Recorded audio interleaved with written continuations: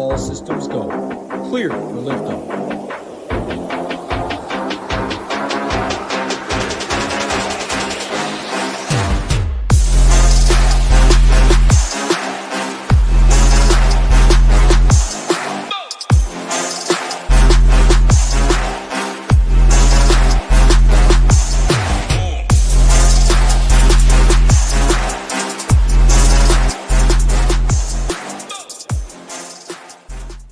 What's up, everyone? Tyler Tamboline here, aka ToeTagginTambo, back for another edition, the second edition of Leverage Lane, here with my guy Alex Blickle. We're going to break down everything for week 4. Thank you guys all for the feedback in week 1. It was I guess not week 1, launch week, last week, week 3, where we brought the show to fruition. We're super excited about it. The comments were phenomenal. I loved them all. I know, Alex, you got a bunch of them as well, a bunch of DMs, but just to give a quick breakdown of it, we're going to break it down the same as last week. We've got ownership, likely in ways you've never heard it talked about. Alex and I were even talking pre-show and prepping for this. There's some really good topics we're going to go over today. Then we're going to make another stop down leverage lane on how to leverage the common build. So player combinations, game stacks, different things like that. Much different slate this week too, not just one 50-plus point game in the afternoon. So more combinations, more game stacks, more things to talk about. And then, of course, at the end, once we've made our travels, we need to get through that stuff first. But we will land at the light at the end of the lane, where Alex and I will give a different take each on how we're going about handling this week in single entry, 3 max, how you can apply it to some of those tournaments where you're playing one lineup or less lineups than all the other MME talk throughout the week. But the last thing, and I'll bring you in, Alex, on this one, is Alex, I teased this, but he also said he's going to try and convince me on playing Patrick Mahomes after you guys know I've been hashtag never Mahomes for over 100 plus slates. And he says he's going to try and convince me on this one. Alex, what's going on, man? Excited to be back here with you.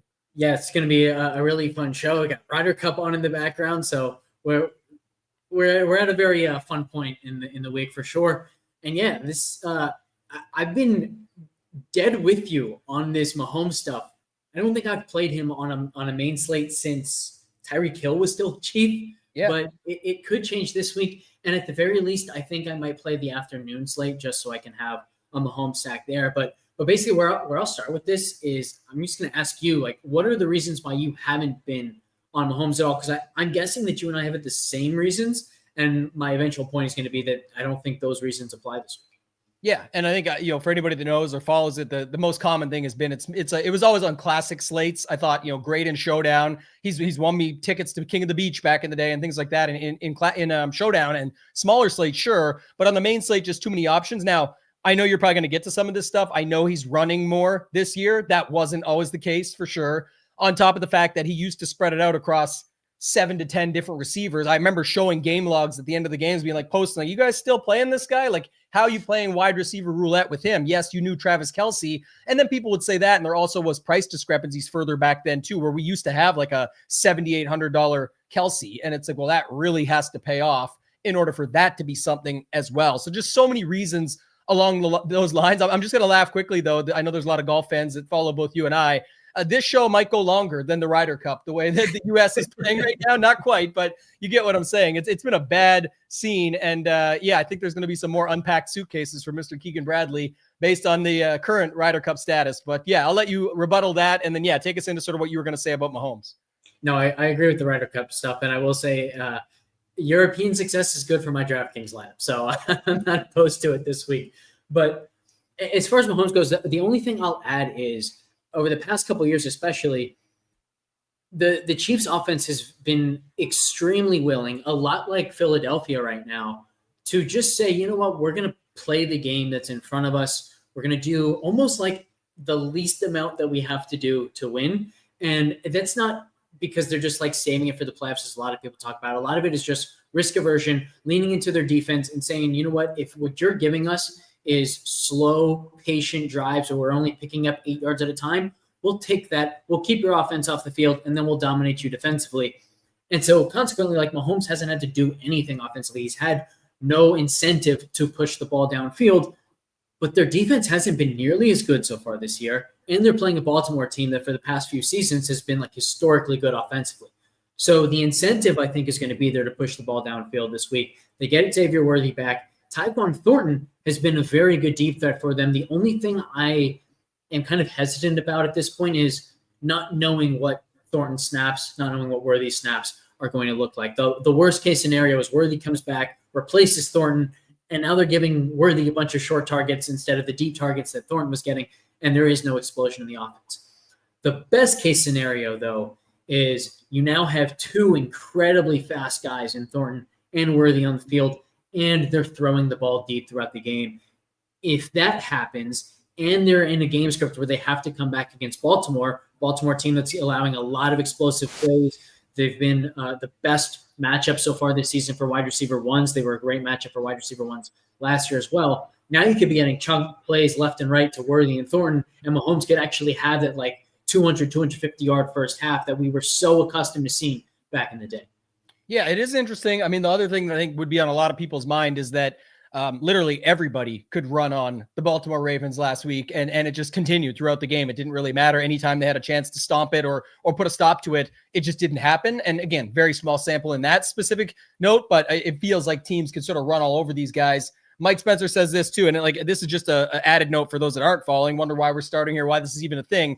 This is not like just some takes or some Chiefs hate or something like that. Mahomes has been a phenomenal quarterback. When we dig in and the level that we're playing at and the stakes and everything that comes, all things considered, we're talking about digging into like literally being on the Millie Maker, one in the last like 99 or 100 plus slates on main slates. He just was never needed in that instance. He's had some really good games. He's been a phenomenal MVP of the Super Bowl, et cetera, all these different factors, winning championships. That's great. And that's no different, to be honest, than almost the Brady line of thought. It's not like Brady was always the best. I think in Tampa Bay, he had some really good setups for daily fantasy, but typically, that's not what you're seeing anymore. And we still have enough quarterbacks that are in the 5K range that run, score with their legs, do different things like that. And that you and then guys like Jalen Hurts, who I think we'll talk about later on the show as well. So I think you made some really good points. I don't know if it'll sell me to play him still, but I do think, like you said, there is at least some interest there. And that game, by the way, is really just not being talked about at all this week. And we'll get to that too when we get into it. Shout out to everybody here. Michael says, can't wait for my new favorite show. Morning, guys. Good morning. Appreciate all you guys. And then Sean had said it. He seems he has turned into a running quarterback. That's what I was saying earlier. Like he's definitely running a little bit more, but tough to say how it goes. So the chat's asking about this, rock in the background. Actually, no. And that's the challenging part. So if there's any slip ups on the mic or like as far as like the audio quality or anything goes, I'm still not in to Tambo HQ. I'm hoping to be there by the middle of this week upcoming. That's going to change a couple of things I'll post out about later, but it's unfortunate, but it's just the way it goes. I've let it just, sort of run off the other side here, Alex, where it's like, I'm over it now. It's been long enough. It is what it is. You can't really complain. You just got to deal with it. Nobody cares. Work harder. We move on, and I'll get in there. I think it'll be by Wednesday now, it looks like. But yeah. There you go. All right, let's get into this. The first thing we talk about is ownership. And you'd sent me over for some stuff pre-show. We talked through some of the running backs, the tight ends, quarterbacks. So let's just do you want to do this week, like, again, getting more format to this and trying to stick within the umbrella of the lane stop that we're at? Do you want to do like a quick position by position and just give some ideas and then we can relate thoughts? Because last week we did miss a couple of guys till later in the show because we didn't go by position. But do you have thoughts on that?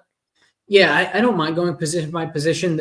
I don't think it should be the usual thing we do because I think ownership is so connected that it's worth talking about it all at once, like how the expensive running back chalk affects the wide receiver chalk down in the value range, things like that. And it's harder to do that when you're going position by position. But this week, it's definitely a little bit less connected than most weeks. I think the thing that we talked about pre-show is the chalk isn't as strong this week. And that's because just across the board, if you looked at pricing weeks 1 through 3, like every single position, the expensive range and in the value range, you had guys who stood out as very clearly underpriced, very clear values. You don't totally get that this week. So the guys that the field is actually settling on is 20 to 25% owned or 30% owned. They're not as strong as the guys of equivalent ownership from the first 3 weeks from a projection standpoint or from a ceiling standpoint. Like I think that's one of the themes for me this week is a lot of the chalk, like I don't think they're likely to fail, but I'm not afraid of getting hurt by fading them because they don't so much see a ceiling. So in that regard, I think the strongest chalk of the slate is Puka Nacua at wide receiver. And we can kind of, I guess, start with wide receivers then. But Puka, far and away, not just the most popular, but also projects the best. He's 5 points ahead of any other wide receiver in our projections over at FTN Fantasy. And the second best guy is actually his teammate Devontae Adams in projection. So he's going to be massive chalk this week, and I think he is deserving of it because, I mean, he's averaging over like 25 DraftKings points a game without a touchdown through the air yet. And I think the touchdowns are going to come. I don't think there's anything to the fact that he hasn't scored a lot over the last year and a half, whatever. So Puka to me seems like a really strong play, and he's bringing a lot of Colts with him, right? We talked about it before. It's like Tyler Warren's going to be popular, Jonathan Taylor. I think there's a decent chance that Adonai Mitchell or Josh Downs are popular with no Alec Pierce, and those guys are going to be played together with Puka a lot. So the number one thing for me this week is if I do play Puka, I'm definitely not playing any Colts. Yeah. So you're not playing any Colts, you said? I wouldn't play any Colts if I'm playing Puka yet. Yeah, what I think I'll talk about it more later, but I think I'd also be comfortable. Like, it's one of those spots where I want to sort of run up on top of that, because I think people are just going to play one or the other. And I think when we get to the combinations later, you'll see like Warren Puka is quite popular, but how many people are playing going back to Danny Dimes or Danny Dollars with this, with Adonai Mitchell, with Warren, with Puka on the run back, and with Kieran Williams, and saying like that's the game that you need this week. So little things like that where I don't think people are leveling it out as much. The main thing I'd say is like a quick run through is just because I think it will tie into when we talk about how to leverage the common build and how things go together and the combinations and stuff, is like quarterback. You're seeing a lot of Geno Smith. You're seeing some Caleb. People had already mentioned that in the chat. Running back, you mentioned it earlier, but we've obviously got some stuff with Taylor, with CMC, maybe Scattaboo, on certain sites, especially where he's cheaper. Hampton with no Najee. You already mentioned some of the wide receivers. Tight end is the Warren stuff, and then defenses doesn't really matter. We can kind of fill it out with whatever. Not say it doesn't matter. Like last week, a key way to cut into the Jones ownership with a really good chalk play. Like we talked about, not only why they're chalk, but who not only who is high owned, but why are they high owned? He was obviously one of those that made perfect sense from that standpoint, helped your builds, but a way to cut into his 35% ownership was to play his defense at 4%. Yep. So putting that all together and, just sort of summarizing it, I would say when you talk about the common build, I'm seeing a lot of, Myers, Rome Odunze are still popular again. Like those are picking up steam. We know Geno and Caleb. I'm not sure where you're at on Genti yet, but like, what's sort of your thoughts about, to me, there's at least something to be talked about there with the Chicago Las Vegas game, because I think that there's, 1 to 2 pieces, if not more, of that game in every common build. Like that's just it just sets up as a secondary that I'm seeing a ton of. Yeah, I agree completely. I don't think like any of the Bears are going to get as popular as they were last week. I don't think Odunze is going to be 50%, for example, in single entry. Like he was literally 50% owned in the $200 single last week. That was absolutely nutty. I was not expecting it to be that high, even though I was like 10 percentage points above anyone else in the industry with his ownership. I think the chalk of the chalk in that game is going to be Jacoby Myers, as you mentioned. And he's like the quintessential guy that I'm saying, yeah, I think he projects pretty well. But do I fear a 35% point performance that totally kills me if I don't have him? Not really. And we have very easy ways to pivot off of him within that game. You can go to Trey Tucker. You can go to Ashton Genty. You can go to Brock Bowers, who I think is going to be one of the most under-owned guys on the slate. And then we also have some ways to kind of deviate from the chalk, whether it's DJ Moore, Luther Burden, either tight end on Chicago. So I think that game is a very interesting one because unlike last week where there was like such a clear way of how you play that game, I think this week it's a lot easier to get different within that game and do so in a way that I think is also like maybe even the highest ceiling that you can possibly get from it. So I'm very intrigued by that game, and it's one of those things that, like, that might be the game that keeps me off of the Mahomes stack. Yeah, and also I will say what's interesting, and it's more of a DraftKings thing, which is what we mostly focus on than FanDuel, but a couple notes on that is Puka is super expensive on FanDuel, not very, much cheaper on DraftKings, hence the chalk going there. But in small field, I mean, you could see Puka push 35 to 40% easily just because the $7,900 price tag.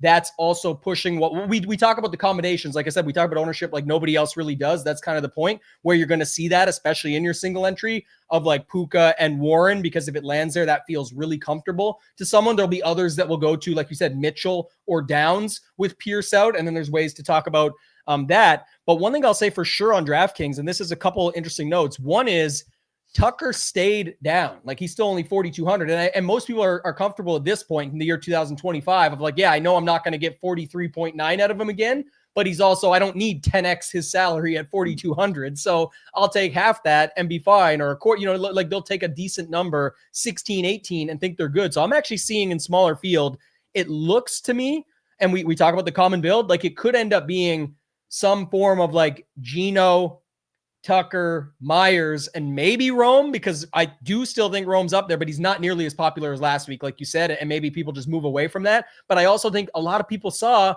last week you could win a milli with four Raiders losing by 20 plus or whatever it was, 44-21 or something, and not needing to figure out the run back on Washington. Now, this week against Chicago, I know there's people that people like, but you mentioned one there within it, and then I'll let you sort of rebuttal this, but like the Luther Burden III. Last week was super cheap.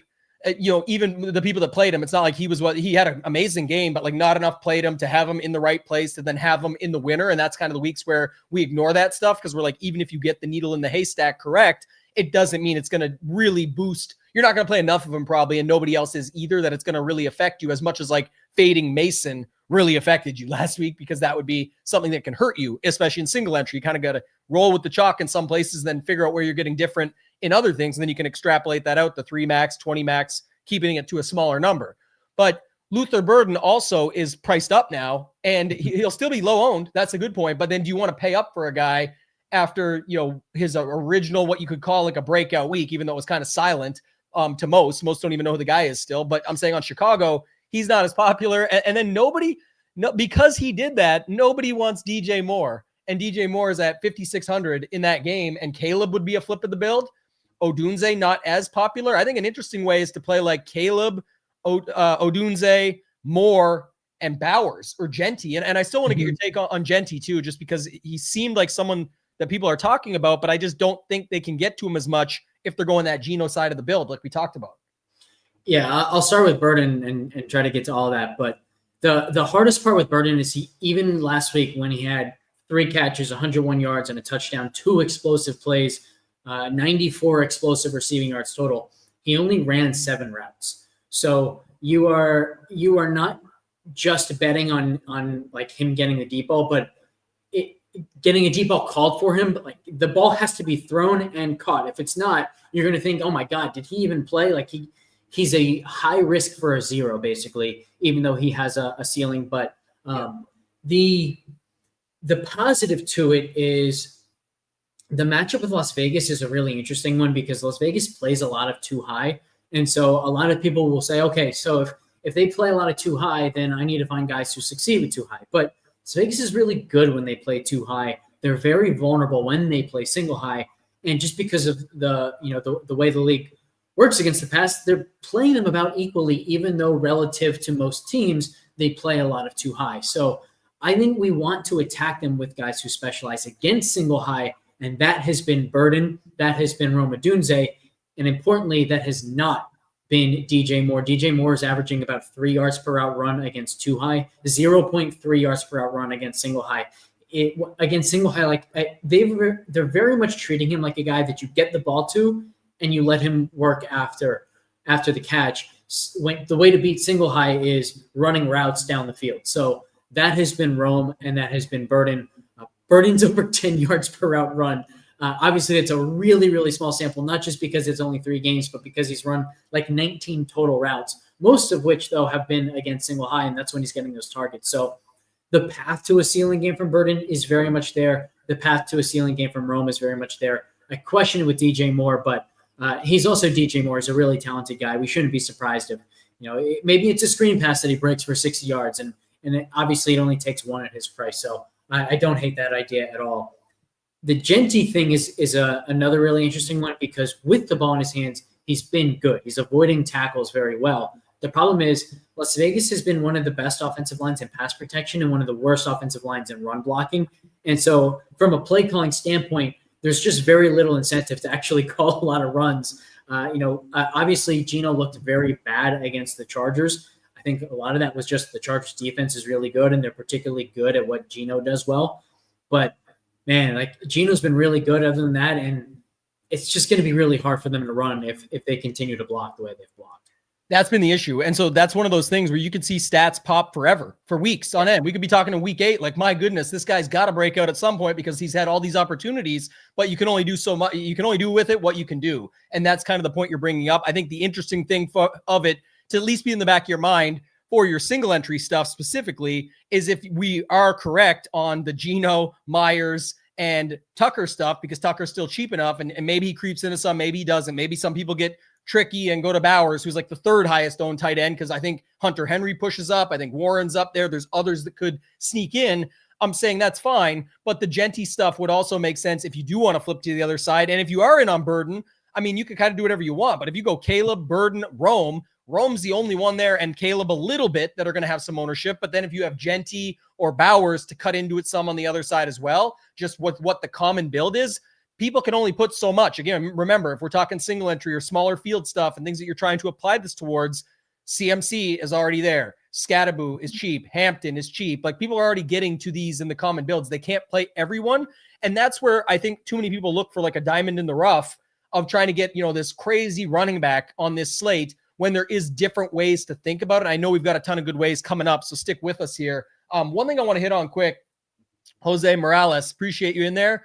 If we knew this, we'd make a lot. I mean, we win the money every week. He says, which defense will do what Minnesota did last week? And I know you're probably not asking seriously. I mean, maybe you are, but just to note it, I will say this from a different standpoint, particularly, and anyone who watches me just berate my guy, Pat Mayo, on those shows on Friday, it's like, literally, don't put a defense in till the end. Like, I don't care. There's so many ways. And then if you want to make a 1v1 swap at the end, or you see something with the defense, I tease Pat because I know why he does it. He wants to see where his money sits, and then he can start moving it around. To each their own, if that's part of your process. But it's not what I would let separate me. If I have no James Cook, which is another guy that we're going to talk about this week in the Buffalo side, I think that's really important. Maybe we'll go there next. Buffalo's got a 31.5 point total. But if I have no James Cook and I have nothing else Buffalo in my lineup, and I really think that I have a good lineup, and it lands me on the $2,000 Saints, I will play the Saints. Oh, well, how? They're going to get beat down. It's going to be worse than the Ryder Cup right now, et cetera, et cetera. Maybe. But the point would be, they could have 4 points until the end of that game. And then when all the backups are in, Ray Davis could be in and fumble it near the goal line. And all of a sudden the Saints sneak it in, have 10 plus points, 11 plus points from 2K. And it might be a slate where there is no Minnesota D with 30 plus points. And it's just like the Buffalo D was better than them until the very end and had 17, but they cost the full almost 4K, 3,700. You get the 2KD that allowed you to fit in upgrades in a couple different positions. So just noting that for these types of tournaments that we're talking about and trying to connect it to, that's important. Also, DeMonte Taylor came through, said nobody talking about Burden. We appreciate the support. He's been here with us in the past. This is not true, though, yet. He actually had a limited practice yesterday, but it would be something to keep in mind if you want to go something like Caleb, Rome, Komet, Caleb, Burden. I mean, these are getting a little bit maybe more aggressive than you need to, but I definitely think that's something you can do if you want to get there. And we're waiting on a Caleb spot as well. And this could be the one. We try, people tried it with the Dallas game. We could see it here in the Dallas game. It kind of worked out, right, Alex? So anything else on that? If not, I think part of, how to leverage the common build and talk through some of that stuff. We had a ton of good talks pre-show, but one thing I want to definitely talk about is what you brought up to me and how people just don't look at the slate like this. We're trying to bring different concepts, different thought processes. Like, this is the setup of what looks like it could be a lower scoring slate.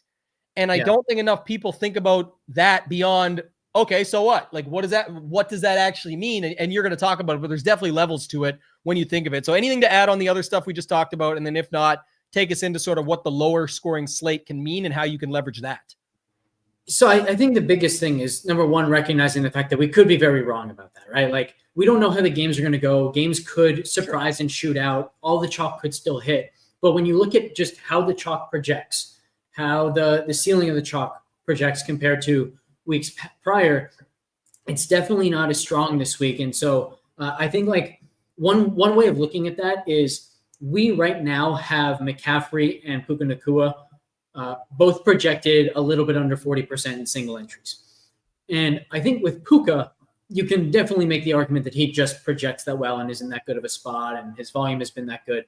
With McCaffrey, because the offense definitely isn't as good this year for San Francisco, he too is like scoring a massive amount of points without touchdowns like Puka. But I think the McCaffrey ownership can largely be explained by the fact that there aren't other pay-up running backs that people are as excited about playing. Like, The spot for Jonathan Taylor, I think he'll still get 20%, something like that.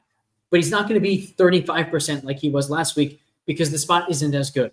And there isn't that second guy like Bijan is in a tougher spot this week with Washington than he was last week against Carolina, who at least going into the week, we all still perceived as one of the best matchups possible for running backs.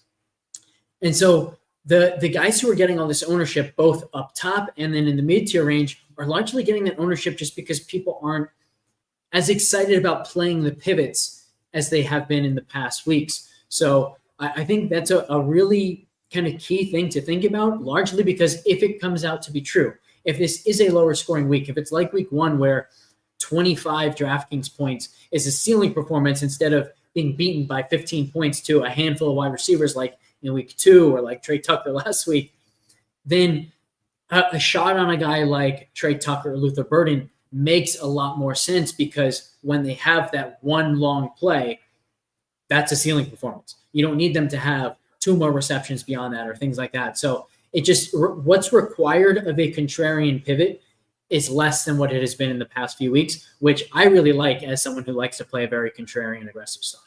Yeah, and I think it's like questions like this, which, I'm going to use this one example, but I'm actually going to tie more to it, is the Pukas and the CMCs. And we talked about this last week when we launched the show. It's like, it's not just who is high owned, but how is that ownership connected or who is connected? That's not just the combinations that we'll talk about in a little bit. It's also like, why is that happening and who's being left out? This is a prime example. So everybody wanted Bijan last week. People still wanted CMC for sure, but CMC and Puka, 2 of the highest owned guys on the slate, specifically when you get to single entry and stuff like that, where it's going to just get boosted even further. It's because it feels like a safe 20 to 25. Mm-hmm.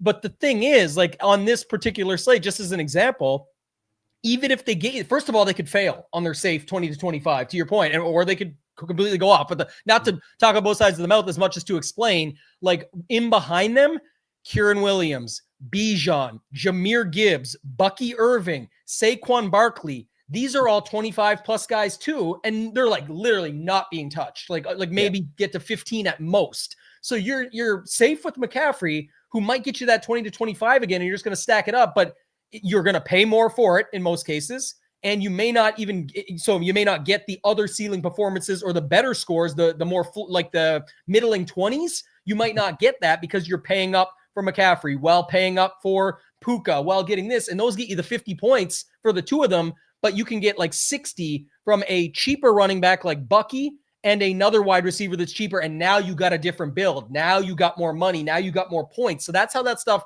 is more interconnected than you would think. And by the way, Puka, I don't know if this is fully correct. I'm looking back at some old stats, but in a full PPR format and everything that ran with it, he had a 40-point game back against Buffalo in I think it was week 14 in 2024. Most of his games were like 25 or less. And it's the same thing. Not saying 25 doesn't play well, especially for 7,900. We're trying to make it explained that there's just, especially as you guys know, the wide receiver variance. Think about it. If Trey Tucker can put up 43.9, like now let's go to the smaller field ownership and look, can, who's down here? Let me see something. He's got Malik Neighbors is getting like, Zay Flowers, Amon-Ra St. Brown, A.J. Brown, Deebo Samuel with no Terry McLaurin, no, like a bunch of guys missing, all this. Lad McConkey, Nico Collins, sorry, too soon maybe. But, all these guys, they can smash Nakua on this slate. And it could be a quick oversight where you're like, oh, guess I shouldn't have went so safe in that spot. And then that stuff leads to other safe stuff. Oh, now your Warren play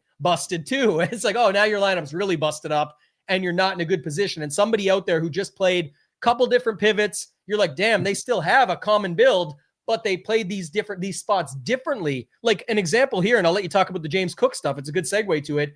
James Cook, not only him as a player, the team having a 31.5 team total, I think that's important to consider, especially in smaller fields. Like if they put up 31.5, what does that look like? But what about Detroit? I know it's a tough matchup. We just saw Cleveland beat Green Bay. That was in Cleveland. Definitely a much tougher place to play in the dog pound. And then also the setup of Gibbs is got the Detroit Lions have a 27 or 28 point team total. What if Gibbs comes through and gets you 30 on this slate and the way they use him in a bunch of different ways and all that stuff? That would just crush in a lot of places. And he's getting like no ownership. So maybe talk to me about the James Cook stuff first, because I think the angles of attack on that are really interesting. And then we'll get to some of those combinations and stuff. Yeah. Actually, where I want to start is kind of building on something you were talking about there with Puka and CMC. I think an important thought is both Puka and CMC are not necessarily either good plays or bad plays. It's very dependent on the lineup that you're playing as a whole. If you're taking a risk on you mentioned Caleb, Rome, Burden, and Trey Tucker or Brock Bowers as a bring back. Like there's so much contrarian upside in that stack. If that hits, you want that surrounded by high probability plays. So in that kind of lineup, Puka makes a ton of sense. CMC makes a ton of sense. If you're going with the boring high floor chalk in the mid range, like a Jacoby Myers one-off, like Omarion Hampton, you probably want to get different up top because now you're hoping that the guy up top helps you separate. So now you're hoping Puka gets 25 and Nico Collins gets 36, something like that. So I think that's a really important point to think about. What is your lineup as a whole saying, and how does that inform your decision on the mega chalk up top with both CMC and Puka? Can I interject to add one quick thing, and I'll let you run with the other one? Is that's important too, because like you just said, the Nakua with Collins thing. I was saying golf. Like people are always trying to I got to pivot. I got to do this. It's like you're allowed to play both, and not only can you play both, that flips the build. Maybe your Nico Collins is instead of your CMC, and it's like I'm talking about using the money. It actually picks you up more money, and you just end up with a different build style. But that's the whole point. And that's talking about how things are interconnected without getting completely off the board and crazy. That's still a way to do it where you still are saying, look, I'm not moving off Puka here. Like that spot's too good. What if Devontae, who sounds like it's just veterans rest and maybe he's going to be fine or he's going to play through it either way. But my point is that's kind of the setup where, Nakua is obviously a fine play either way, like you said, but there's different ways you can set that up. Keep rolling. Sorry about that. Yeah. So with this James Cook stuff, I think the biggest thing to realize is there's risk of his ceiling just being cut off from Buffalo steamrolling the game too much.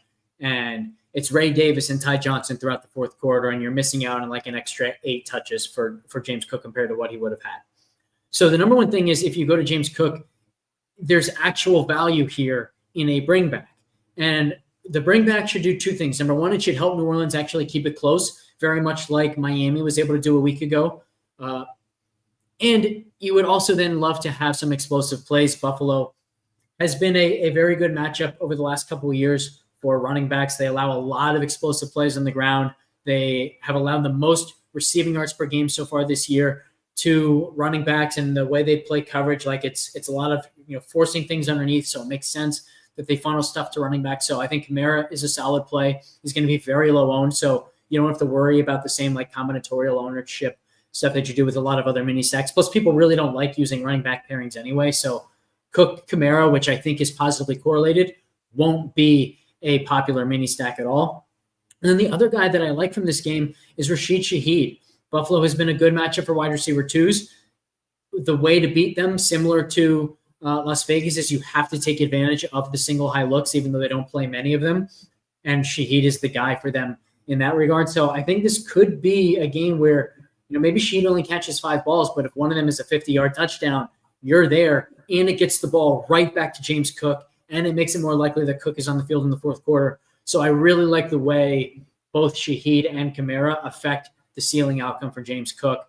And, I don't think there's – outside of CMC, I don't think there's a running back on this slate that has the floor that James Cook has, so unleashing his ceiling would also be great. It requires someone from the other side, like you said, or another way that this thing works out. Obviously, he can get in there early and often. Like if he got in there early twice, and then I think that still correlates to what I've talked about a little bit, and they're getting a little steam now because you can afford them on this slate. But the Buffalo D with James Cook would be the way I see that playing out. It's Cook has to get in early. If he does, those points rack up and count, and then the defense can sort of tee off. But I like your call too. The other setup was, and there's a lot of different conversations. So maybe this will tie into the Juwan Johnson factor in this game. But one thing, and it's not my light at the end of the lane for later, but it was, these are 2 considerations for sure that I love. One is Kamara in the same game. Kamara's already been in blowouts where he's still getting 18 carries and targets and things like that. So even if it is a blowout, he can kind of cover you on that angle. He's the opposite side, or you could also play him with, if you think because that would get James Cook going. What if he gets, a play? Think about it too. The guys like Shaheed, Olave, those guys just toss their hands up. All of a sudden we got a PI. Kamara sneaks one in. It gets the game flow going a bit early. And then, they still get crushed by 20 later, but you could see that play out. The other thing, Olave getting all the targets every week. We talked about this last week, actually, with Hoop Title and myself on our Sunday show. And Hoop's like, great, he can get all the targets. He still has to do something with them. The consideration has been that he still ends up getting you like 10 or 11 points. That's not going to play out as well. But for everything we've talked about so far, and then tying some of it together at the halfway point is, Shaheed is the perfect example here. Yeah. You could have 10 Olave targets busted up in one Shaheed target because the target's an 80-yard bomb to the end zone. And then he gets another couple catches randomly throughout the second half when they're getting blown out or something. And it's like one's for 30 and then a chunk play for 12 and he gets the bonus and you're good. So it's like, wow, I got everything I needed out of this guy for a cheaper price. He's probably 2% owned. And yet people are interested in James Cook. How can you not play those two as a combo? And this is where I'll flip it back to you because this was another really good pre-show conversation we had in prepping for this. Is like the Juwan Johnson, who actually happened to be the exact same scenario last week with Kenneth Walker. I just saw it in the chat from our guy Newen, said, perfect run back. We talked about this, though. Is Juwan Johnson, in this case, really a perfect run back for James Cook? If they're down, they got to throw it. But what does that actually look like here? And then we'll talk about it more when we get to Tyler Warren in a second as well with the Puka run back. Yeah, so the first thing is what happens when the guy succeeds? When Shaheed succeeds, it's a big play. It gets the ball right back to James Cook. When Juwan Johnson succeeds, it's a bunch of short receptions, which don't totally help. The one angle where it could help this week, of course, is any Juwan Johnson touchdown makes James Cook more likely to play the fourth quarter. The problem is Buffalo has been a really tough matchup for tight ends. They're allowing 3.2 fantasy points less than those tight ends have averaged. That's using our DVOA adjusted fantasy points against tool over at FTN Fantasy. Same with wide receiver 1's negative 3.9, wide receiver 2's plus 3.6 fantasy points per game. So again, really good spot for Shaheed. It's not just what happens when he succeeds. It's also like the likelihood of success seems higher for him this week than any week so far this year for Shaheed. And he's still he's been fine for his price. He just hasn't had the explosion game like we have been accustomed to seeing from him over the past couple of years. But yeah, I think to that point, you mentioned Shaheed versus Olave, same concept, but it's so valuable when you're fading a chalky piece, which I'm not sure that Olave is going to be chalk, but particularly within James Cook lineups, I think Olave will be pretty popular. Yeah, it's so valuable when the pivot that you go to really, really makes it more likely that the guy you're pivoting away from fails. And when Shaheed succeeds, if he catches a 50-yard touchdown, that's an entire drive of potential receptions and potential touchdowns for Olave that he completely misses out on because the entire drive was just Shaheed. So I really like the Shaheed play this week. I think it's shaping up really well. And the only thing I'll say here is we've now touched on a lot of these great ceiling, contrarian upside guys who have a real floor. Please don't stack them all together. Don't play Shaheed and Burden. And I'm going to talk about Darnell Mooney. Don't play Shaheed, Burden, and Mooney together. Make sure you're only playing one of those guys because when they hit, it's a low enough probability and it's valuable enough that should be the one key you need in your lineup, and everyone else should be pretty high probability, well correlated, things like that. Yeah, and that's what we tried to say. When we created this show, we want to focus on 1 to 20 lineups. We know there's not a ton of content around. That's what we're relating this to. In small field single entry, there is a possibility Olave breaks 15%. Well, Shaheed sits at 1%. That's just a prime example, and it's going to be risky, but that's single entry. Think about the single. You might need to pull that one lever. If you're building for 150 and you're still taking this stuff in to try and get this stuff and then extrapolate it out, yes, probably put Shaheed, Burden, and Mooney into your pool because you're building a portfolio, but don't be in single entry jamming every lever I got to pull them all. If I just get 3 ceiling outcomes from these random dudes that could also put up zeros, I will win. Yeah, you will, but not very often. And there's only 18 weeks in the season, my friend. So before the playoffs, et cetera, et cetera. So you get what I'm saying? But yeah, I definitely think there's a world where Olave is steamed up. I'll let you talk about Mooney in a second, but I was going to say just one quick note on the other combination that you and I had mentioned and talked about, and I wanted to bring it up here, was the Nacua mixed. I think we see way more Nacua with Warren as a combo, even than Jonathan Taylor, because I will say, when you get to CMC, Scadaboo, Hampton, if some of the other guys start to pick up a little bit of steam, there's just maybe not as much room for him as people would like. And so and also don't forget Adonai Mitchell, which I also want to talk about in a second. So maybe relate this to Mitchell and Warren, but I think Mitchell is actually more likely to get things going there to make it get rolling versus Warren might just be like a third down or something like that just extends the field. So you were talking about this a little bit earlier. I'll let you take it, but this is another interesting concept for sure. So anyone who didn't watch last week or didn't watch our review show a couple of weeks ago, one of the things that I have spent a ton of time kind of studying, particularly this season, is combinatorial ownership. So just like you have two guys, they're both 10%. So you expect together they're going to be really low owned, but actually it's like within the 10% of lineups that have one guy, 50% of those lineups contain the other guy. That's an extreme example, but the idea is we're looking for unique combinations of players, and we're trying to avoid the combinations of players that are going to be a lot higher owned than you would expect just given their individual ownerships. And this is a game where I think we want to be very careful about our combinations and the mini stacks. A lot of it has to do with, for years now, like a lot of shows around the industry, including shows that I've done and shows that you've done, have tried to get ahead of the curve saying, hey, one of the things that we can do that's really advantageous is mini stacking and adding correlation to our lineups that way. But now so many people are doing it, and so many people are doing it in like not a very thoughtful way where they're really thinking about how one player affects the other and how one player affects the pace of the game and the game script. They're just saying, these guys are in the same game. I'm going to get a mini stack, and I know that's good. So they just click. So we want to be careful about mini stacks in general. I think this is one of the games we really want to be careful about it because Puka is going to be so high owned. And you mentioned like Puka and Jonathan Taylor maybe won't be that popular together. I think they will, because I think people are going to say, ooh, not only do I get a nice pivot off the mega chalk Christian McCaffrey with Jonathan Taylor, but I also get a correlated mini stack with Puka. Number one, I question the actual correlation there. Like maybe you get the Jonathan Taylor explosive play that gets the ball back to the Rams, and now they have to throw the ball a lot. But more often than not, I think, Jonathan Taylor is going to have a good game when they have the ball a lot and they can run the ball a lot. And he has 25 carries like he did against Denver. And in that game, the Rams' offensive volume isn't going to be high enough to get Puka the 13, 15 target game that you're hoping for. Similar idea with Tyler Warren. There's not a lot there to really boost the actual game environment. You mentioned Adonai Mitchell as maybe a better mini stack, and I think you're right, because at least when he hits, like there's a good chance that he's getting the downfield targets that Alec Pierce has now avoided because he's going to be out this week. So I like that a little bit more, but I'd also say like if Adonai Mitchell is 7% owned on the slate, he might be in 20% of Puka lineups. So I still have a lot of hesitation there because he's not going to be the differentiator or the separator that you think you're getting in your lineup just because that conditional ownership with Puka is going to be so much higher than his actual ownership.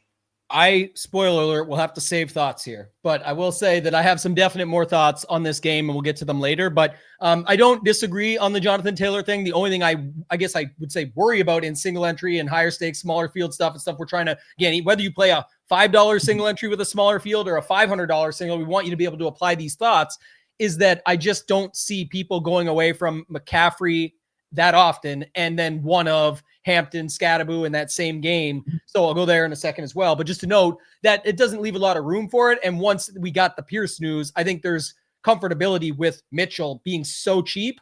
But there's also Pittman. There's also Downs, who everybody's thrown to the side now because they don't need him anymore. They wanted him before, but now they don't. So there's things like that we can talk about later. But give me your thoughts on those running backs in the same game, because let me just look at it for 2 seconds. But it was Hampton, Scadaboo. We talked about Cook.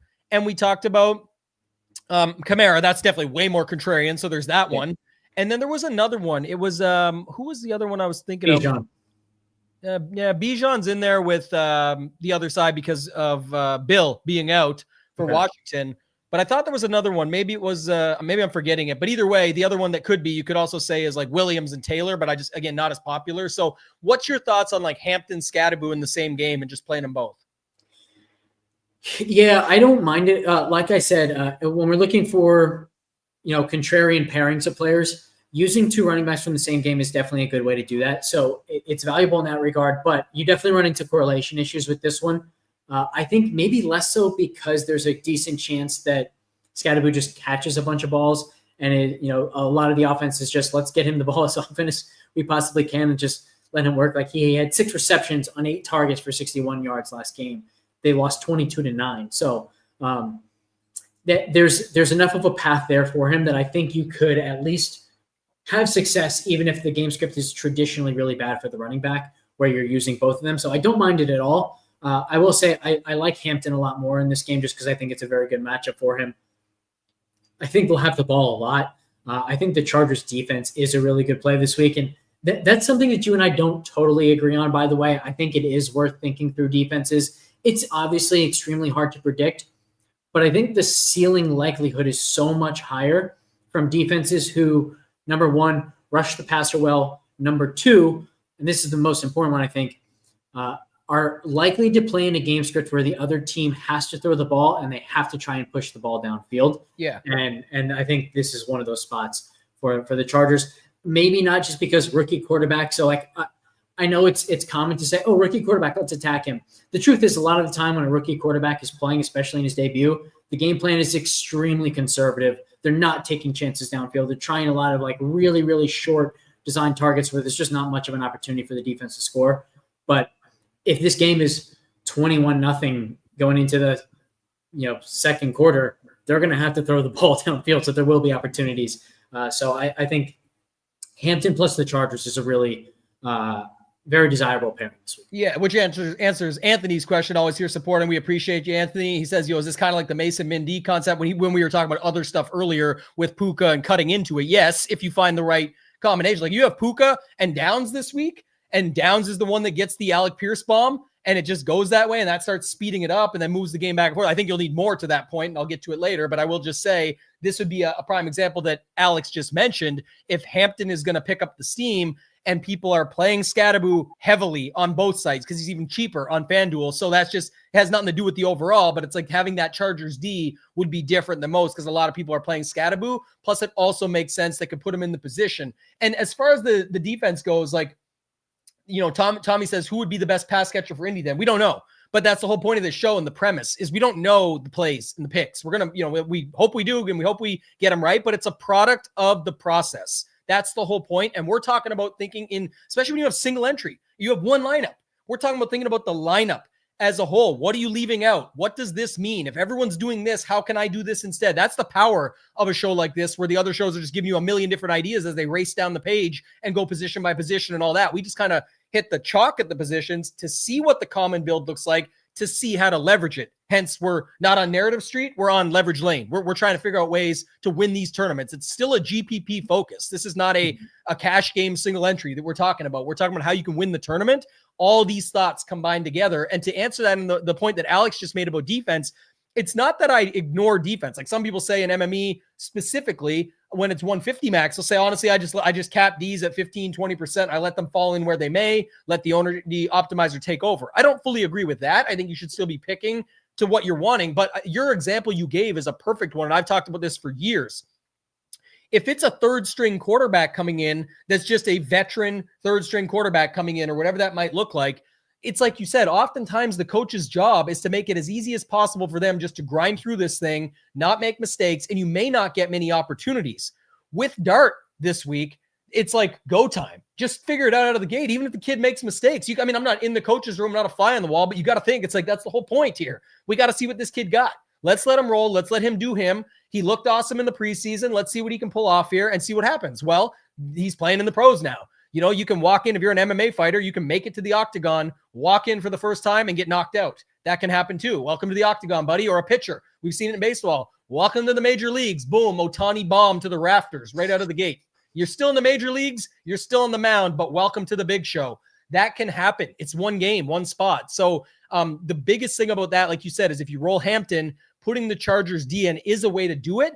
And that just can be a part of your thought process. But I'm saying in something like single entry, if I'm making considerations, usually there's 2 to 3 defenses that I can feel pretty good about. It's the same at the other position stuff, but it's just if I like what I like, if I'm not going to move away from Shaheed and I want to stay on Shaheed, then I'm not going to move off him just to fix my defense. I want Shaheed in there. So you guys will have to make these decisions with your lineups, and especially, I should say, your lineup, talking single entry. You got to make that decision. So Alex, you could talk a ton more to that, I'm sure, but the concept of when you're making those final decisions and looking and comparing 2v2s and 1v1s, I think a lot of people do struggle with that. And they say, man, I had it and then I switched off it. What are some of the sort of components for you of why you'd make a switch or where you'd be willing to switch when it comes down to it? It's an interesting question. Can you give me a little more context in that question? Like switch from I'll give you what an to what? example, actually. Yeah, and it's a good question, I think, and it's probably one to caught you off guard a little bit. But I guess for me, I get so many at Mastermind and over at SHIPIT Nation, and people talking about this. They say, well, I had a great lineup until Sunday morning. I tuned into X show, whatever it is, on Sunday morning, and they told me this, and it changed my mind on it.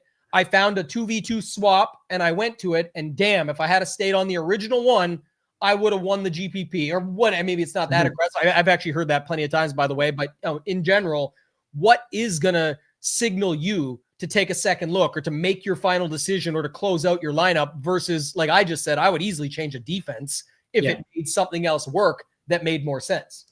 Yeah. Okay. I love this question. I would say don't ever do anything just because we say so. When we make an argument, I think one of the nice things about this show, and one of the reasons why Tambo and I were really excited to do a show together, is because we very much make an effort to always give you the why. We're not just saying do this or don't do this. We're telling you why we feel that way. So don't just listen to what we have to suggest. Evaluate the why that we're giving. If you agree with it, make the change, make the switch. And now you're not going to have that regret because there's a very substantial reason that you agree with. It's your own decision. You agree with the decision, and you agree with the logic behind it. Good decisions are going to have bad outcomes. Bad decisions are going to have good outcomes. It's DFS. It's random. That's always going to be the case. Our goal isn't to just win tournaments. It's winning tournaments is the end goal of the process, which is to build good lineups, to build the best lineup we can possibly build. And so if you're evaluating things we say, maybe I make an argument and you don't agree with it. You think, what he's saying makes sense, but I think he's missing this. So I'm still going to play what I'm playing. Great. I think that's the way to do it. So evaluate the why in what we're saying and use that to make your own decision. Yeah, I love that answer. And like you said, the goal is obviously to win tournaments, but I think what people confuse it, it's so many people, and I get it. And we're there with you. We've been in the trenches. We played this game for a long time.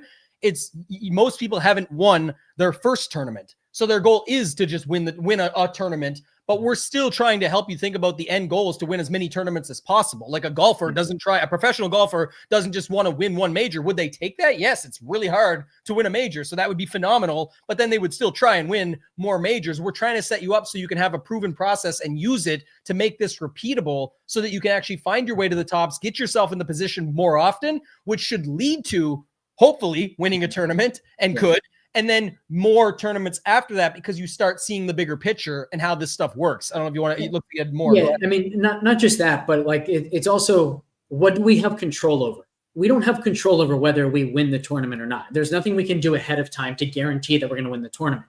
What we can guarantee, what we do have total control over, is the quality of lineup that we submit. And so if that's your focus, if the focus is just on doing the best you can to build the best lineup you possibly can, let the outcomes happen for you, and obviously if we could just snap our fingers and win the tournament, we would. That's not how DFS works. Yeah, exactly. That's why, when people are again, this show's going to be different than that for most, but when people are like, oh, what's the play? Who's the best guy? I'm looking for the pick this week. That's more sports betting, to be honest. Mm-hmm. When you're looking at, yes, it will be the end result of what falls into your winning lineup if you get there, but it's the concept of a lot of that stuff you can apply really well in prop betting, things like that. That's easy, but obviously the better you get at that and the more you win at that, the less you can start putting down, and the more it becomes a bit of a tricky and a challenge. With DFS, we can go play for $1 million every single Sunday, 100,000, 50,000, 20,000, whatever it is you want to play for. That option exists, and then it comes down to more things that you and I discuss in depth, usually like bankroll management, contest selection. But this is really a lot more focused on lineup selection. We're talking about how you get to a lineup for a particular tournament, where most people are just telling you a bunch of different plays across the board and all that. We do stuff like that as well, but this show particularly is focused around trying to get you set up for single entry. And then if you want to extrapolate it out, you're like, well, I like two of the things they really said. I mean, that's how I typically am. I have two or three thoughts that I could land with today. Guess where I'll be playing those? 3 max, because it's still a smaller field. I'm balancing some of them against each other. And then I put myself in the position where hopefully one gets there, or a couple of the three are able to find their way up. And if those two don't, maybe it's something in the other one that makes it happen. So, then you can get into how you balance your portfolio, and a term that I talk about a lot that's not common in the industry, but it's called portfolio manipulation.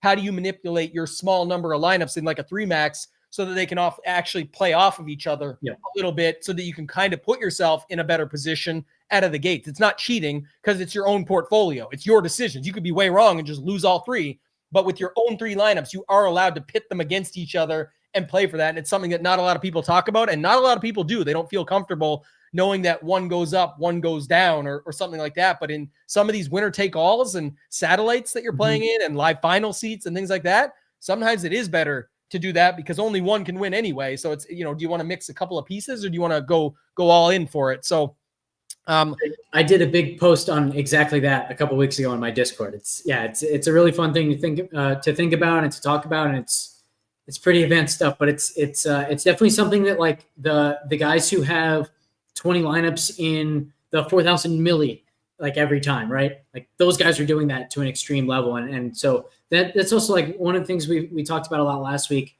is like how to build a lineup when you have a single bullet and why you actually need to think through that when other people are going to have 20 entries. It's because they're doing exactly that. And so you need to kind of have defenses built into your own lineup in a way from all the inverse correlation they're building into their lineups. Yeah, exactly. Yeah. So, and I guess I don't know, you want to talk about Mooney, so I don't want to miss that one. And then, the chat had talked a little bit about the leverage of like the Hampton, Scadaboo, how to get different within them. And I don't know if you're saving that one, but I guess my point would be with that. Obviously, I think there's interesting stuff with Herbert, McConkey, Gadsden at tight end. Like no one's really seemingly getting there. And then you also have obviously QJ and Allen there as well. A lot of mouths to feed. Hard to get it right in some cases, but cheap enough to make it work if you wanted to look for ways to get different within those stacks. But anything you want to add there on the Chargers Giants and then the Mooney conversation we can have as well? There's not anything I want to add on Chargers Giants. The thing I'd say is I don't think you need to do anything beyond just playing Scadaboo and Hampton together to make that unique. Like I think that combination's already going to be unique enough because people don't like playing running backs against each other. So that's the first thing I'll say there. The second thing is in regards to Mooney, we're talking about a guy who had 11 targets for 125 air yards last week. They just didn't connect. Penix was terrible. Penix missed him on wide open routes a couple times. And then Mooney also had 2 bad drops. Like it just, the connection wasn't there. The coach talked after the game about the fact that, look, Mooney missed a lot of training camp, but he's a huge part of the offense. And quite frankly, like Mooney did a really good job of earning those targets down the field. That's to me is the part of that performance that really has a lot of signal. Is another good matchup here with a single high heavy team. Like Shaheed, he's also in a matchup where wide receiver 2s have crushed Washington and wide receiver 1s have struggled against Washington. So I think this is another really good spot for Mooney, and it's a great time to go right back to him. And he's also the type of guy who, like, what is he, $4,700 this week? Like when he hits at that price, it's not 15 points, it's not 16 points, it's 24, 26, 28. It's something that on this slate in particular could be a massive, massive score and one of the key players on the slate. So I really like him this week. But again, that doesn't mean go play Mooney and Burden and Shaheed all together, max 2 in single entry, and you probably only want one of them. And one of the interesting notes too is like everybody wanted Mariota last week for 4,000. He's 5 this week. They're missing a ton of pieces. Like you could literally fill out your lineup with whatever you wanted if you went Mariota, Debo, and Mooney. And Debo's actually a guy that people want. They're just not clicking enough. Like it's just the format of the slate is not allowing it to happen enough the way people are going about it. But that's what I'm saying. It's something like a single entry, especially a larger field single entry. That could be all you need to do. And then fill it out with some of the other good stuff. That's what I'm saying. You don't need to be clicking every lever. We're not at a casino running the slot machines and trying to go bing, bing, bing, bing, trying to hit all the jackpots. You already are way off the board, but it's not like it wouldn't make sense. Like Debo could have a big game here. They're missing a ton of pieces. A Debo big game could be end arounds and BS, but it could also be Mariota. And then Mariota runs one in, connects on a couple. One of them is to Debo. And then on the other side, you got Mooney, who is almost like the Trey Tucker of this week. And then it goes the other side. If you want, I mean, there is people talking in the chat. I'm not loving it for like single entry, but if you had Penix, London, Mooney, and then run it back with Debo, that would fill out all your wide receiver spots. At least you'd be building it in a way that would kind of combine everything we've talked about in the past, Alex. Like the London stuff typically requires the game to be going off. Mooney could be part of that as well. Maybe that's like the Las Vegas stuff from last week. It is going to be more a passing game typically from Penix there. It would eliminate the Bijan stuff, which would, just keep the game going back and forth. And then Debo could be the guy on the other side. But just of note, if that's a game that you see that happening, that's ways that you could build it. But then you really don't need to get off the board after that. You're already off the board. So I think that's kind of key, and I think it's important. So, all right, let's see. Let's see here. Anything else at all with the combinations? Anything else you want to talk about within the second level? If not, we can get to light at the end of the lane. But just want to make sure we covered everything this week. Yeah, the last thing I'll say is I do think this is another week where you can really use late swap. So once again, we have the Chicago game in the late window. And in fact, maybe the move is to build in a Chicago stack. And if you're behind the 8 ball and you think you need to catch up, that's when you go to the Mahomes stack, particularly if you're using Worthy and Tyquan Thornton. Like, that's going to be cheap enough where it probably can be a 1-to-1 swap from Chicago stuff. The Los Angeles game is also late. So that's another one you could build in, and then maybe that swap goes to a Lamar Jackson thing if you need to deviate from some chalk. So definitely another week where we want to be thinking about late swap. Hopefully everyone listening just kind of assumes that that's always something that they should be thinking about, but it's worth noting, I think, when it sets up as well as it does this week, just like it did last week.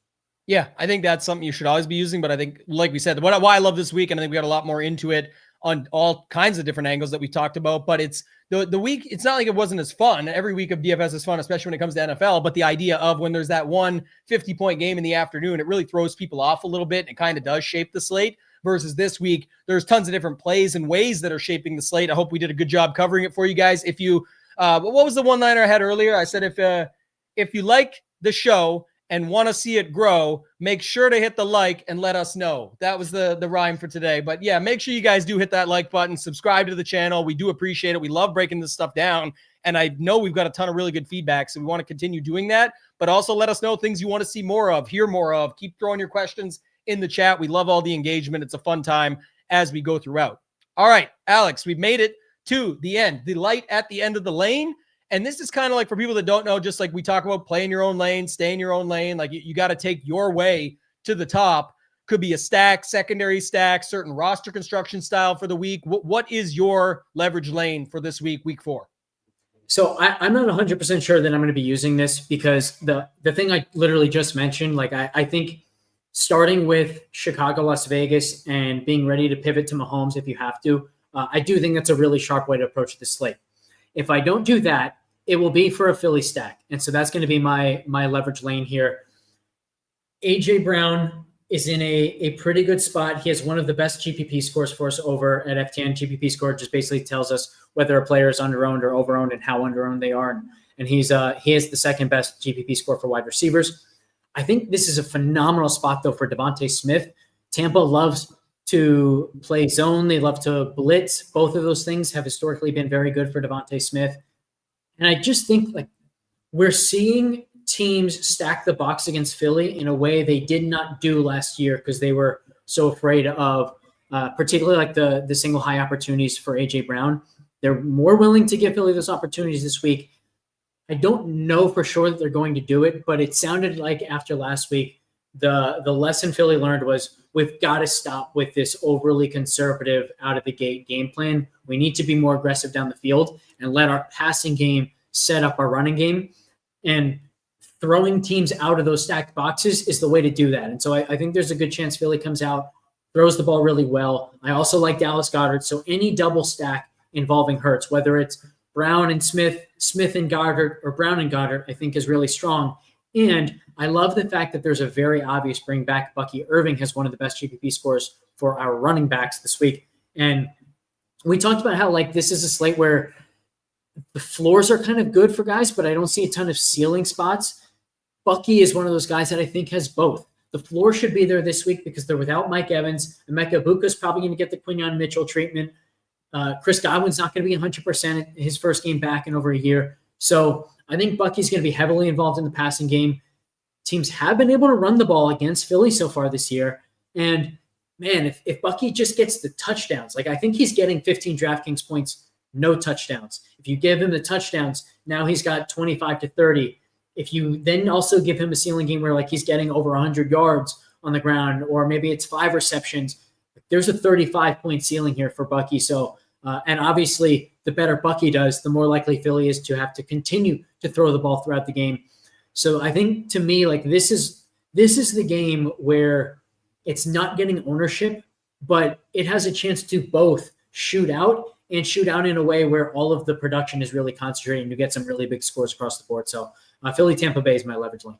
Love that. And that would obviously be more than unique enough to be able to plug in any of the other thoughts we've given you without needing the super lever plays or whatever you want to call them, of like being able to do a bunch more. Like you say, you don't need to do that plus Mooney, plus this, plus that. You can just get away with something like that. You got Devontae Smith, Goddard, and Bucky, and then you build around that. You can kind of do whatever you want with the rest of the plays in the sense of, getting away with ownership because they don't have much at all. I love that setup. I think it's a very unique one for this slate. And I also love it because the Tampa Bay side, there's just so many questionables and obviously outs in Evans and stuff like that, where people are, it's just going to take them forever to, if they would even get to it, it would take till Sunday morning when things become more clear. And we just know, like late swap, the LA and late swap stands for laziness. It gets you closer to that word. It's late and lazy, but you can't see, you see people not, ready to swap their lineups as a whole. They've already built them late Saturday night or early Sunday morning. Like, I'm not going to move on this. If that helps me, it helps me. If it hurts me, it hurts me. I'll leave it. And it can, Jalen, hurts you if you don't go to that. If that's the case, it did last week. It just wasn't fully, he wasn't fully needed, but he scored the most. I think he had 30 plus DK points. So I like that call quite a bit. Mine is going to be waiting on some injury news as well. But I like I said, I think Adams is going to play through that. And I mentioned it earlier, all the love for Puka. There's a lot of love for that game. But first of all, Daniel Jones, I'm not going to use the same as last week, but he's behind those other quarterbacks still. Not enough people wanting to go to that. You could definitely stack up that side. And nobody likes Matt Stafford and stacking him. But with Devontae, he has been going with more deep balls. And if Devontae's in there, I think one of the most interesting ways is, and you have a guy like Mitchell, who, again, using him in this way, I think really makes him unique. That's why I saved it. If you have Stafford, Puka, Adams, Mitchell, can kind of do whatever I want. And like you said, in order for Puka to get rolling, it's going to take something from the other side probably to really get it that back and forth out of the safety zone. I don't want the safety zone Puka. I want the 40-plus Puka on this slate to break it. And everyone will say, oh, but the chalk got there. How many people have him with Adams, with Stafford, with Mitchell on the other side? And he gets 40, it could mean 20 for Adams, or like it could be some split between them, 25 and 28, whatever those numbers look like. Stafford is cheap enough. Mitchell's cheap enough. I like the spot. And even in single entry, while some of those guys are getting touched on, for ownership wise, I don't think there's going to be enough people going with the whole quad there, and it fills out all your wide receiver slots. So you can just start plugging in the running backs that you like and then see how the lineup shapes out for you. But that's going to be my leverage lane for this week. Final thoughts, Alex? Anything else you want to add before we get out of here, my friend? I really like this call. We have both Jones and Stafford under 10%. I think you're 100% right that people are very much looking to get exposure to this game, but they're not looking to overstack the game. I think that's a really good approach. And all of the combination ownership that we've talked about that applies to mini stacks we want to be careful of does not apply to full on game stacks, because the big difference is in the mini stack, you're hoping that the game doesn't just completely explode and that everyone in the game does really well, because then you're going to get beat by all the people who have stacked it. And even when it's not going to be super popular that the game's going to be stacked, it is going to be stacked fully. So you don't want to be beaten by those teams. So you're trying to thread this small needle where you get positive correlation out of it, but not in the way where the game as a whole goes off. Of course, when you're full stacking the game, you do benefit from the whole game going off. And so then we have irrefutable evidence that double stacks with bringbacks especially are still heavily underplayed, particularly in single entries. So I'm 100% with you. I think it's a really good way to get exposure to that game. If you love anyone on the Colts side and you think Puka's a great play, 100%, the best path to that, to getting exposure to both sides, is to full stack the game. Mini stacks aren't the way to do it. Just go all in on the game. Yeah, that's how I always see it. And like I said, again, everybody did. That's what happens when people start to say, well, of course the Puka chalk got there, but then they don't have it with something that would actually get it there fully. Like if Puka has a 40-point game, it's very likely Stafford had a great game at low to no ownership, under 10%, especially in the single entry stuff that we're talking about. So things like that are just ways to think about it differently. Hopefully we gave you guys a ton. Alex, let the people know everything you got going on and where they can find you, and then I'll do the same and we'll get out of here. Everything for me goes through my Twitter at Alex Blickle1. Whether you want access to the GPP scores or all the data that I talked about through FTN Fantasy, use promo code Blick there for 10% off. And then if you want my Discord where I'm talking all the deep strategy stuff, like how to if you have three lineups in a 3-entry contest, how to get the most out of those 3 lineups by making them inversely correlated, things of that nature. My Discord is the best place for that. Also, props and pick'em over there. Been really hammering it. I think I have something like 12 plays this week. Really, really love a lot of them. So go through my Twitter to get that link, and you can use promo code leverage there. Yeah, we got an international game this week too. So you guys, if you're thinking about that, there's a showdown slate in the morning. You can wake up early for it. And then we got a full slate of games ahead. And then of course the evening showdown Monday this week, I believe it's a 2-gamer. Again, we're back to the 2-game Monday nighter. So a lot of fun stuff coming up, a ton of football. Appreciate you guys. Thanks again for the feedback. Make sure to hit the like button, subscribe to the channel. If you want to sign up at SHIPITNation.com, we got a ton of different promos going on. You can add me on Twitter at ToeTagginTambo. I'll help take care of you. For Alex, for myself, ToeTagginTambo, good luck this week, and let's ship it.